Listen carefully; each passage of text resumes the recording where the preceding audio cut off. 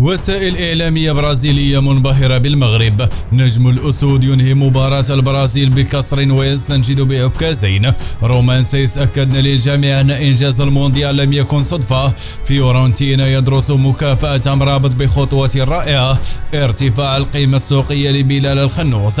تقرير يكشف عن انتهاء موسم حارث. رقم قياسي. تابع قمة الأسود والبرازيل. مركز تدريب ريال مدريد يحتضن تدريب الأسود. السلام عليكم متابعي قناة المنتخب نيوز، شكرا على تفاعلكم، شكرا على دعمكم المتواصل، ولا تنسى تشجيعنا بخطوتين: الاشتراك في القناة ودعمنا معنويا بضغطك على زر الإعجاب. اعتبرت الصحافة البرازيلية أن فوز المغرب غير المسبوق على البرازيل في مباراة ودية أجريت يوم السبت في طنجة عكس التفوق على أرض الميدان لأسود الأطلس وعمق خيبة أمل الجماهير البرازيلية بعد الأداء المتواضع في كأس العالم الماضية. وكتبت العديد من الوسائل الإعلام أن الهيمنة المغربية كانت لدرجة أن البرازيل كان عليها أن تعاني من ضغط الجمهور الذي رافق تيكي تاكا الأسود الأطلس ضد المنتخب المصنف أولا في ترتيب الفيفا. في استديوهات OSPN برازيل أشار المحللون بعد المباراة إلى التفوق الفني للاعبين المغاربة مثل عز الدين أوناحي، معتبرين أن البرازيل واجهت فريقا قويا وآلة تتحرك بكل أريحية على رقعة الملعب. وأشاروا إلى أن سيليساو أخلف موعد بداية الدورة الجديدة التي أعلن عنها أثناء إضعاف البطاقة الرسمية على هذه المباراة الودية، ويبدو أنه يحتاج إلى المزيد من الوقت لإعادة بناء صفوفها. تعرض عز الدين أوناحي لاعب المنتخب الوطني إلى كسر أثناء المباراة التي فاز بها الأسود على البرازيل ليلة أمس السبت بطنجة في إطار ودي. وقال أوناحي في تصريح لقناة الرياضية بعد نهاية المباراة إنه تعرض لكسر على مستوى أصبعه الكبير من قدمه خلال كرة كانت في جهة نصير مزراوية. واستنجد أوناحي بعد نهاية المباراة بعكازين من أجل عدم تفاقم الإصابة. وقدم أوناحي المحترف بمارسيليا الفرنسية مباراة كبيرة وخلق متاعب كبيرة لعناصر منتخب البرازيل.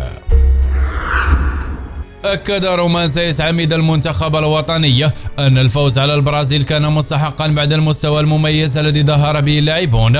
وقال سيس في تصريح لقناة الرياضية بعد نهاية المباراة: هناك من يتحدث عن أنه مجرد فوز ودي، غير أن الانتصار في المباراة لم يكن مسبوقا في تاريخ الكرة المغربية والعربية.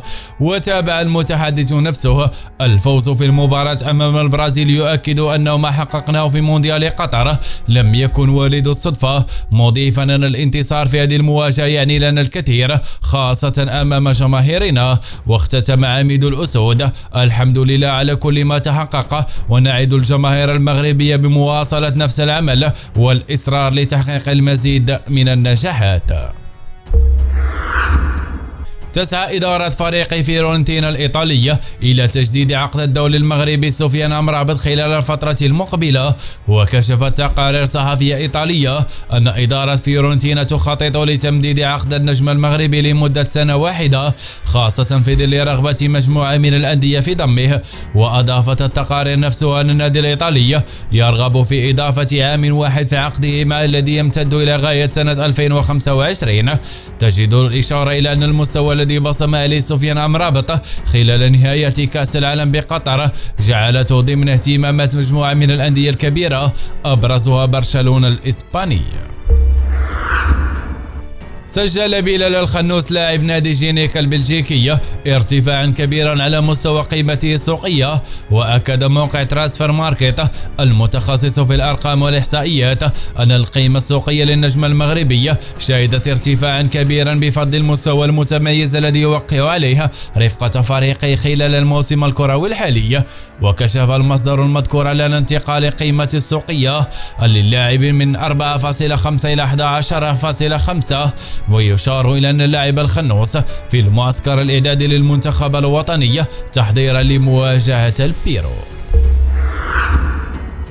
يواجه أمين حارث لاعب نادي أولمبيك مارسيليا الفرنسية صعوبات في العودة إلى الملاعب. وكشفت موقع فوت ميركاتو أن الموسم الكروي انتهى بالنسبة للنجم المغربية في ظل احتمال عدم اعتماد الإدارة التقنية للفريق على خدماته خلال المباريات المقبلة.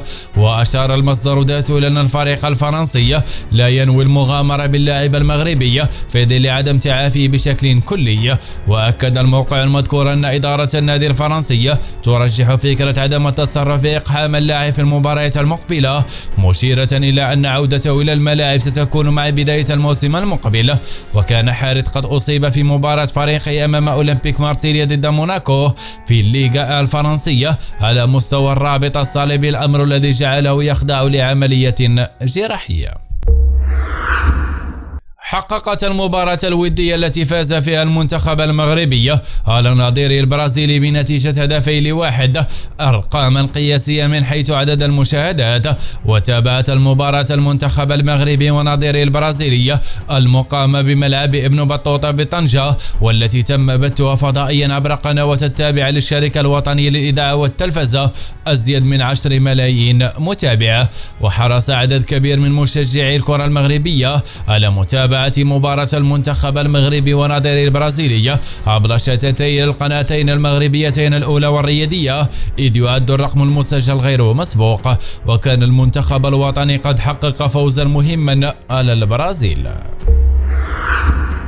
أجرى المنتخب الوطني أول حصة تدريبية له في العاصمة الإسبانية مدريد الأحد 26 مارس استعدادا لمواجهة نظيره البيروفي في ملعب سيفاتا سارمينسوكي. وبعد الفوز على المنتخب البرازيلي المحتل للمركز الأول عالميا، سافر المنتخب الوطني المغربي إلى العاصمة الإسبانية مدريد تحسبا لمواجهة نظيره البيروفي يوم الثلاثاء المقبل.